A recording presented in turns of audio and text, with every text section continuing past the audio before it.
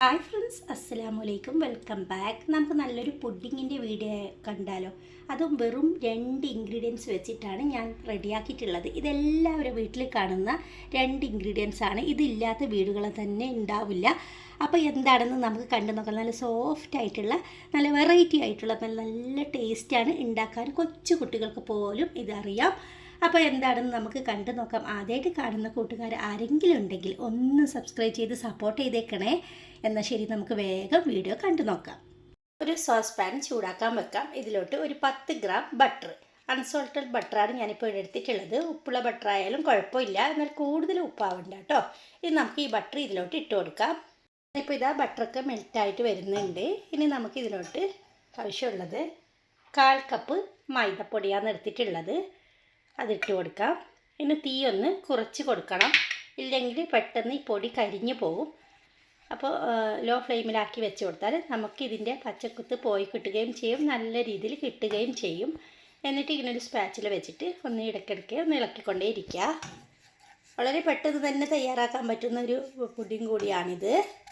കുറച്ച് നേരം കഴിയുമ്പോൾ നമുക്ക് ഈ മൈദയ്ക്കൊന്ന് കട്ട കുത്താൻ തുടങ്ങും. അതിങ്ങനെ ഒന്ന് ഉടച്ച് കൊടുത്താൽ മതി.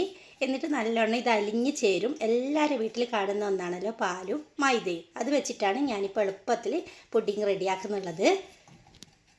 മൈദപ്പൊടിയുടെ പച്ചക്കുത്ത് പോകുന്നത് വരെ ഇങ്ങനെ ഒന്ന് ഇളക്കിക്കൊണ്ടേ ഇരിക്കുക കേട്ടോ, ചെറിയ തീയിലിട്ടിട്ട്. അപ്പം നമുക്ക് മൈദ പെട്ടെന്ന് തന്നെ വെന്ത് കിട്ടുകയും ചെയ്യും. അപ്പോൾ മൈദ പാൽപ്പൊടിയുടെ ഒരു കളറാകുമ്പോഴത്തേക്കും നമുക്ക് ഇതിലോട്ട് 1 കപ്പ് പാലൊഴിച്ച് കൊടുക്കാം.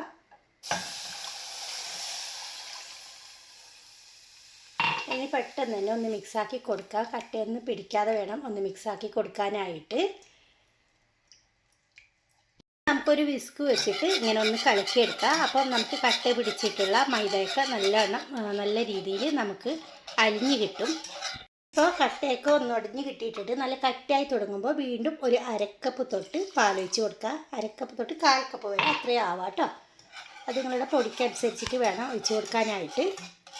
1/2 കപ്പിൽ കുറച്ച് താഴെ ഒഴിച്ച് കൊടുത്താൽ മതി. ടോട്ടൽ 1.5 കപ്പ് വരെ പാലൊഴിച്ച് കൊടുക്കാം. വീണ്ടും തിളക്കുന്നത് വരെ ഒന്ന് വെയിറ്റ് ചെയ്യാം. അപ്പോൾ ബബിൾസൊക്കെ വരുന്നുണ്ട്. ഇനി ഇതിലോട്ട് 1/4 കപ്പ് പഞ്ചസാര ചേർക്കുന്നുണ്ട്. മധുരം നിങ്ങളുടെ ഇഷ്ടത്തിനനുസരിച്ചിട്ട് എടുക്കാം കേട്ടോ. കൂട്ടിയും കുറച്ചൊക്കെ എടുക്കാം. അതൊക്കെ നിങ്ങളുടെ ഇഷ്ടത്തിനനുസരിച്ചിട്ട് എടുക്കാവുന്നതാണ്. ഇനി നമുക്ക് ഇതിലോട്ട് മധുരം ബാലൻസ് ചെയ്യുന്നതിന് വേണ്ടിയിട്ട് എന്നുള്ള ഉപ്പ് ചേർക്കുന്നുണ്ട്. നിങ്ങളുടെ ബട്ടറിന് ഉപ്പുണ്ടെങ്കിൽ ഇപ്പോൾ ഉപ്പ് ചേർക്കേണ്ട ആവശ്യമില്ല. വീണ്ടും ഒന്ന് മിക്സ് ആക്കിയിട്ട് ഒന്നും കൂടി നല്ലവണ്ണം തിളക്കണം. അതുവരെ ഇടയ്ക്കിടയ്ക്ക് ഇങ്ങനെ ഒന്ന് ഇളക്കിക്കൊണ്ടേ ഇരിക്കുക. അപ്പോൾ നല്ലോണം കുറുകി വന്നിട്ടുണ്ട്. ഇനി നമുക്കിതിൻ്റെ തീ ഓഫ് ചെയ്യാം. നല്ല കട്ടിയായിട്ട് ഇതുപോലെ കിട്ടണം കേട്ടോ. ഞാനിപ്പോൾ ഇതുപോലത്തെ പുഡിംഗ് ട്രേയിലാണ് ഒഴിക്കുന്നത്. നിങ്ങൾക്ക് ഇതിലോട്ട് വേണമെങ്കിൽ വാനില എസൻസ് ചേർക്കാം. ഞാൻ ഇപ്പോൾ അതൊന്നും ചേർക്കുന്നില്ല. നല്ല സിമ്പിളായിട്ട് ഇതിന് നല്ല ടേസ്റ്റ് ഉണ്ട്. അപ്പോൾ എസൻസിൻ്റെ ആവശ്യമില്ല. നിങ്ങൾക്ക് വേണമെങ്കിൽ എസൻസും കൂടി ചേർക്കാവുന്നതാണ്. ഇനി നമുക്കിതൊന്ന് തണുക്കാൻ അനുവദിക്കണം. അപ്പോഴത്തേക്കും നമുക്ക് ഇതിന് മുകളിലോട്ട് ഉള്ള ഒരു ലെയറും കൂടി തയ്യാറാക്കണം. നമുക്കൊരു കുഞ്ഞു പാത്രം എടുക്കാം. അതിലോട്ട് 1 സ്പൂണ് മൈദപ്പൊടി ചേർക്കാം. ഇതിലോട്ട് നമുക്കിനി വെള്ളമാണ് ചേർക്കുന്നത്. 1.5 സ്പൂൺ വരെ വെള്ളം ചേർത്തിട്ട് കട്ടയില്ലാതെ ഒന്ന് കലക്കിയെടുക്കാം. ഇതപ്പോൾ അങ്ങനെ കലക്കി എടുത്തിട്ടുണ്ട്. അതവിടെ ഇരിക്കട്ടെ. പാൻ വെച്ച് ചൂടാകുമ്പോഴത്തേക്കും അതിലോട്ട് ഒരു 1/4 കപ്പിൽ താഴെയാണ് ഞാനിപ്പോൾ പഞ്ചസാര എടുത്തിട്ടുള്ളത്. അതിട്ടൊക്കെ ഏകദേശം ഒരു 2.5 ടേബിൾ സ്പൂൺ വരെ മതിയാകും. ഇതിലോട്ട് ഒരു തുള്ളി വെള്ളം ഒഴിച്ച് കൊടുക്കാം. ഇത്രയും മതിയിട്ട്, വെള്ളം കൂടിപ്പോവരുത്. ഇനി നമുക്ക് കാരമലാക്കാൻ വെച്ച് കൊടുക്കാം. ഇപ്പോൾ ഇളക്കേണ്ട ആവശ്യമൊന്നുമില്ല. ഇപ്പോൾ ഇങ്ങനെ ബബിൾസ് വരാൻ തുടങ്ങിയിട്ടുണ്ട്. ഇനി നമുക്ക് സ്പാച്ചിൽ വെച്ചിട്ട് ചെറുതായിട്ടൊന്ന് ഇളക്കിക്കൊണ്ടേയിരിക്കുക. അപ്പോഴത്തേക്കും ഇതിൻ്റെ കളറൊന്ന് മാറിക്കിട്ടും. അപ്പോൾ അങ്ങനെ കളറൊക്കെ മാറിയിട്ട് കാരമലായിട്ടുണ്ട്. ഇനി നമുക്ക് നേരത്തെ കലക്കി വെച്ചിട്ടുള്ള മൈദാക്കൂട്ടുണ്ടല്ലോ, ഒന്നും കൂടി മിക്സാക്കി എടുത്തിട്ട് തീ ഓഫ് ചെയ്യണം. ഇല്ലെങ്കിൽ നമുക്ക് ഇങ്ങോട്ട് തെറിക്കാൻ ചാൻസ് ഉണ്ട്. അതിൻ്റെ പേരിലാണ് ഞാനിപ്പോൾ പറഞ്ഞത്. തീ ഓഫ് ചെയ്തതിന് ശേഷം നമുക്ക് ഇതൊന്ന് ഒഴിച്ച് കൊടുത്തിട്ട് വീണ്ടും തീ ഓണാക്കി കൊടുക്കാം. ഈ കാരമലിൻ്റെ എല്ലാ പ്രോസസ്സും വളരെ കുറഞ്ഞ ഫ്ലെയിമിലിട്ടിട്ട് വേണം തയ്യാറാക്കാനായിട്ട്.